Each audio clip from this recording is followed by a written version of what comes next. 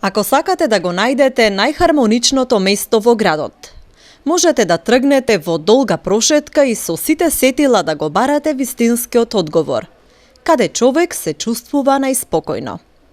Сепак, иако неверојатно, тоа посебно место се наоѓа под земја, односно во поранешната скривница, под градскиот плоштад. Представува дуќанче од неколку квадратни метри и во него се наредени стотици часовници, џебни, рачни, дзидни, мали и големи, стари и нови, некои дури 100-годишни.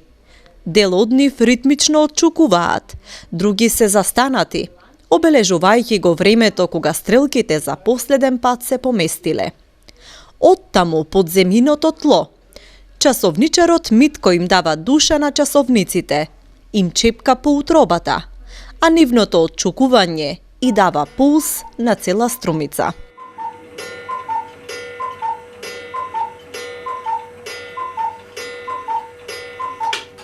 Како се најдов? Па, требаше нешто да се учи. Требаше нешто да се работи, требаше нешто да се... И среќа или несреќа, или среќа поточно, мојот мајстор, бивши Стефан Салџиев, го познал цела струмица како стар часовничар. Мојот татко го замолил, ме прими кај него и од тогаш јас така. Сега, после се влева у занаетот и полека го негуваш.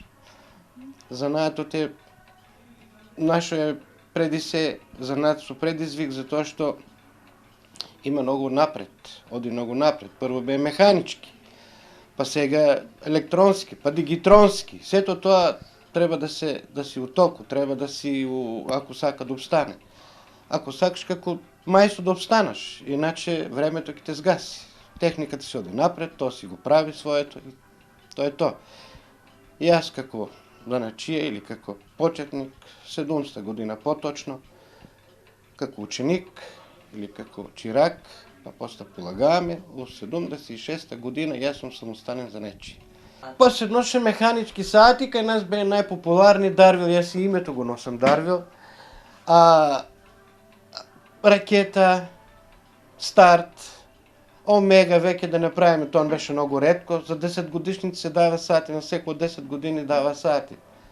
Струмичанка, ги знаеше, Охна си даваше Докса, Југопромет си даваше Дарвил, социјално порневини, така натаму. После зе автомати, па автоматите по них.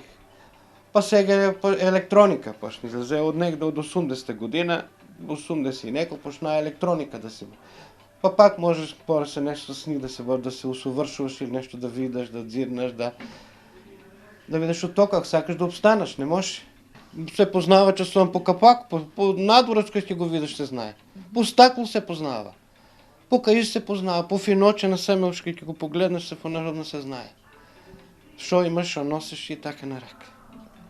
И кои часовници еве според вас сега може ли да издвоите некои квалитетни часовници кои што ви ги носат?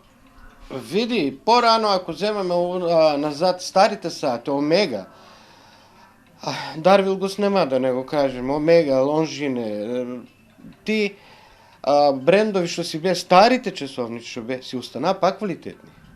Да речеме, едно Омега си е пред 50 години 1000 евра и сега 1000 евра, најефтин. Беше 1000 марки, сега 1000 евра. Тоа е факт, тоа нема тука ни горе ни доле, они си остана исто.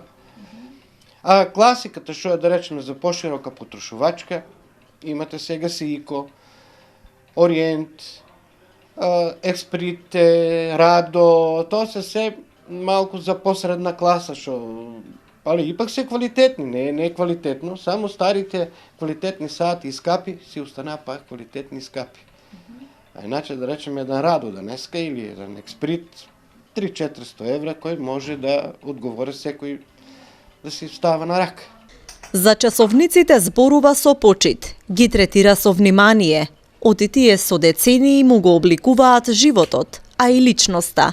Го менувале како човек. Го научиле како да функционира точно. Колку е важна прецизноста, квалитетот, што на светот му представува времето кое часовникот го покажува и брои. Иако работата како часовничар е цела една филозофија. Сепак на прстите од една рака се бројат занаечиите во целиот регион. Сега, за млади, времето си носи своето. Младите си сакат нешто ново, се сакат да се учи, си сака компјутер, занаети, ајде, може нашиот занаат е малку по-привлечен. Ама никој не му соди да речеме да биде самарџија, да биде... Има многу интересни работи сега. Може би кондурџиите сега се намножи, ги снема, па сега ето пак излезе на некома. Тој сега никој не носи таква, сака да си биде педантен, сака да биде и така и саатите. Саато е доста интересантен, саато е украс, саато е педантност, саато е точност, саато е макар и за зеја телефони, али сега, за сега прилично доста се носат. Не е замрело никој пат, никогаш не е замрело да се не се носи саат. Верни на занаетот што ги прехранувал, сега си прават чест еден на друг. Занаетот на него и тој нему, се додека не дојде време за пензија, па да се разделат како ортаци, иако пријателството и љубовта ќе живеат заедно со малата колекција, која што часовничарот Митко ја собрал во текот на годините.